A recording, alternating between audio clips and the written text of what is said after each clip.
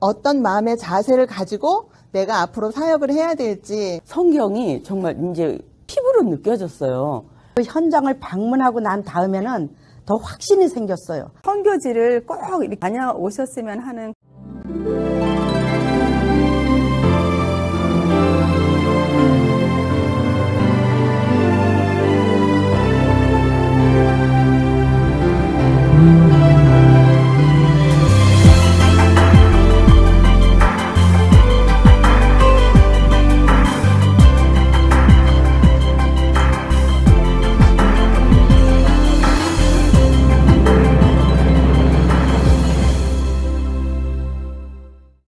기도로 준비하며 기다렸던 성지 순례의 날이 드디어 밝았습니다.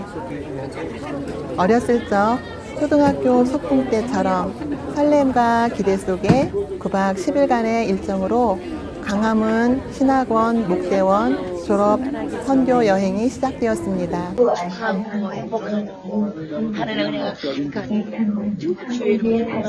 2024년 11월 13일 윤용철 교수님을 포함한 총 9명의 목회대학원 원우들과 학부생들은 인천공항에 오전 6시에 집결 9시 40분 터키 이스탄불로 향하는 아시아나 항공에 몸을 실었습니다.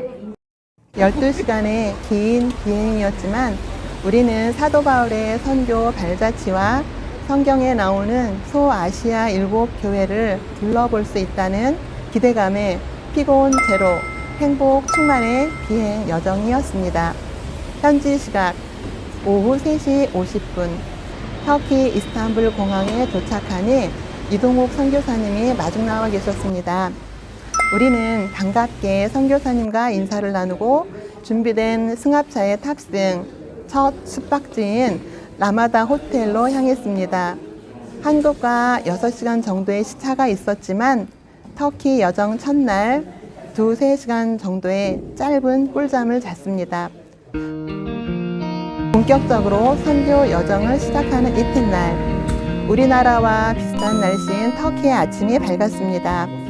우리는 호텔에서 8시간 정도 떨어진 에베소 지역을 이동하여 선교사님의 설명을 들으며 2000년 전 원형 극장터와 도서관 등을 둘러보았습니다.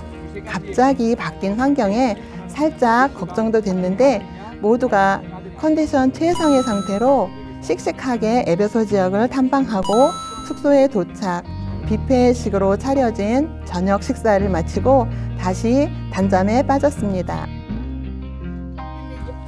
3일째 아침은 한국의 늦가을처럼 날씨가 쌀쌀했습니다. 이날 우리들은 사도 요한 교회를 방문했습니다.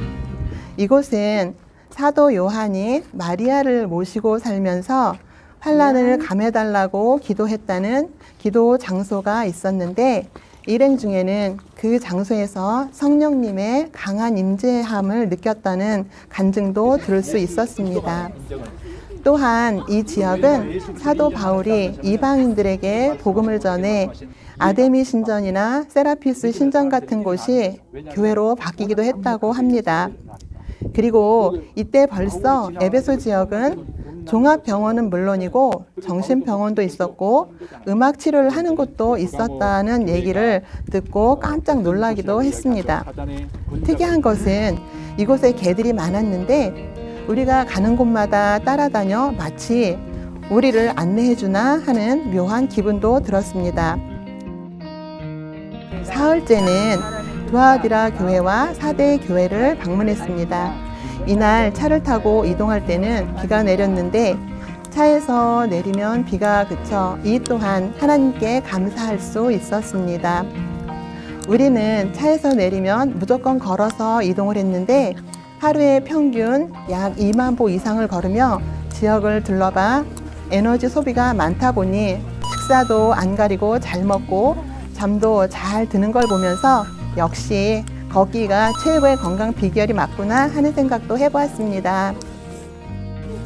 선교 여행 5일째는 주일이었습니다. 현재 터키는 자유롭게 전도할 수 없는 나라인데 다행히 이른 시간이라 그런지 사람들이 많지 않아서 우리는 히에라폴리스 원형극장에서 예배를 드릴 수 있었습니다. 처음 예배 중에는 주변에 개들이 산만하게 어슬렁대서 은근히 신경 쓰였는데 설교가 시작되자 개들이 사전 합의라도 한 것처럼 한쪽으로 모여 앉아 짖지도 않고 선교사님의 설교를 가만히 쳐다보고 있는 게 신기했습니다. 이날 주일 예배는 한국에서 드렸던 그 어떤 예배보다도 뜨거움과 간절한 마음을 가지고 드려진 예배였습니다.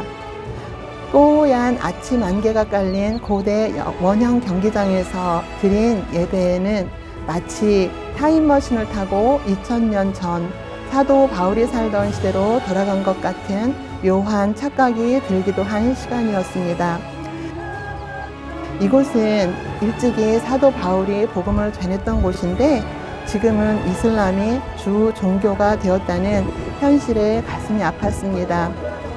우리는 터키가 다시 하나님을 믿는 나라가 되게 해달라고 간절히 기도했습니다. 예배를 마친 우리는 모카솜이란 뜻을 가진 파무칼레 온천을 찾아 조교 체험을 하며 선교 여행 중 쌓여가는 피로를 풀며 교제의 시간을 가져보았습니다.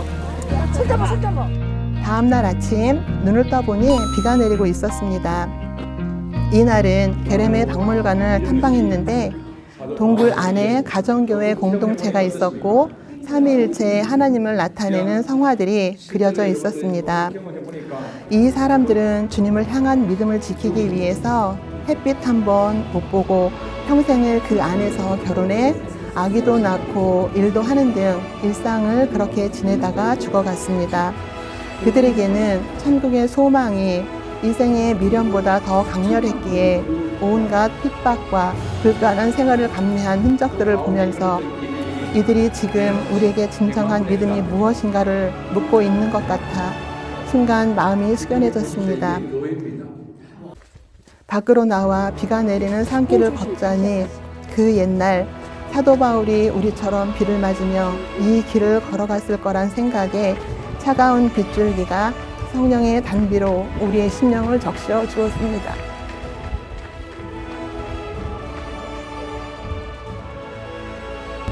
일곱째 날은 열기구 체험 일정이 있어 우리는 새벽 5시부터 분주히 움직여야 했습니다. 열기구를 타고 하늘 높이 올라 붉게 떠오르는 아침 해를 보니 참 아름다워라 주님의 세계는 찬송이 절로 흥얼거려졌습니다. 열기구를 체험한 우리는 다시 숙소로 돌아와 아침을 먹고 이번엔 데링쿠유 지하도시를 방문해 보았습니다. 이곳은 어제 우리가 방문했던 게레메가 개인 장소 동굴이었다면 데링쿠유는 거대한 지하도시였습니다. 초기 기독교 신자들이 로마의 핍박을 피해 지하로 내려와 생활했던 이곳은 한번 길을 잃으면 찾아 나오기 힘들 정도로 좁은 통로로 연결되어 있었는데 통로를 좁게 만들어 놓은 이유가 혹시 모를 적들이 침입했을 때에 방어를 대비해 더 좁은 통로로 만들었다고 합니다. 그 당시 지하 동굴에서 생활했던 사람들의 평균 수명이 25세 전후였다고 하는데 그렇게 200년의 세월을 지상 생활 한 번 못하다가 젊은 나이에 죽었다라는 말을 선교사님을 통해 듣고 우리는 초대교회 성도들의 지조 있는 신앙에 절로 고개가 숙여졌습니다. 그래, 우리도 저들의 타협 없는 신앙을 본받아야지 라는 다짐을 하며 그 장소를 빠져나왔습니다. 이어서 의흘나라 계곡을 탐방 후 돌아오는 버스에서 정은혜 교단 부총회장님의 간증에 듬뿍 은혜를 받으며 숙소에 도착했습니다. 8일째 되던 날 우리 일행은 다시 비행기를 타고 1시간 반 만에 터키에서 그리스도로 넘어왔습니다. 그리스 아테네 공항에 착륙하자 박 데이비 선교사님이 우리 일행을 반겨주셨습니다. 우리는 선교사님의 안내를 받으며 겐그레아 강을 비롯한 고린도 지역을 두루 살펴보았습니다. 우리 일행을 가이드해 주신 박 선교사님은 사모님과 함께 문화원처럼 현지인들에게 사진 찍는 것도 가르쳐 주시면서 복음을 전하고 계셨습니다. 우리는 사도 바울이 설교했던 아레오파고를 방문해서 이 부분에 해당되는 성경 구절을 찾아 읽어보며 당시 사도 바울이 이방인들에게 전파했던 복음의 마음을 공유해보는 시간도 가져봤습니다. 지금처럼 교통이 잘 발달된 시설도 없이 거의 도보로 그 먼 거리를 3번씩이나 선교 여행을 감당했다니, 와, 사도 바울의 구령 열정이 참 대단하다는 것과 그의 열정을 오늘을 살고 있는 우리들도 반드시 본받아야겠다는 다짐을 굳게 해보았습니다. 저녁 식사 때는 데이비 선교사님이 전혀 예상치 못한 성찬을 준비해 주셔서 감동적인 성찬을 체험했습니다.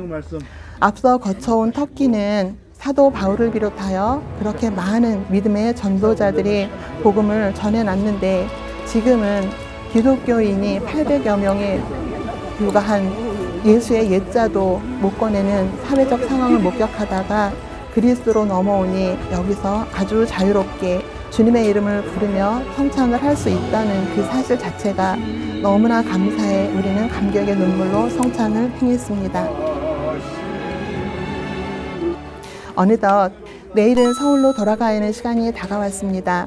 이 날은 박 데이비 선교사님 사모님이 김치찌개를 끓여주셨는데 와, 이것은 예수님이 직접 끓여주신 김치찌개가 아닌가 할 정도로 그냥 최고의 맛이었고 평생 잊을 수 없는 김치찌개로 기억될 것입니다. 사모님 감사합니다. 마지막 날 우리는 밤 늦은 시간까지 졸업 후 진로에 대해 진지하게 대화를 나누었습니다. 선교 여정 동안 각자가 보고 느낀 게 다를 테지만 열악한 환경에서도 복음의 열정으로 가득했던 사도 바울의 여정이 우리에게 큰 울림으로 다가왔다는 것입니다. 이제 우리는 졸업을 눈앞에 두고 있습니다. 강의 시간마다 온 정성을 다해 열강해 주신 교수님들의 은혜를 우리는 잊지 못할 겁니다. 교수님 정말 감사드립니다. 거기에 선교 여행의 은혜까지 더해졌으니 이 얼마나 큰 축복이고 영광입니까? 이제 우리는 교수님들의 가르침을 마음에 담고 사도 바울의 복음을 향한 열정으로 찬송가 323장에 나오는 가사대로 사역하겠습니다.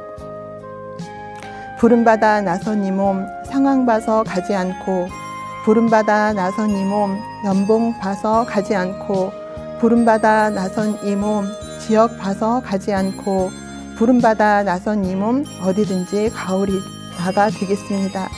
괴로우나 즐거우나 주만 따라가겠습니다.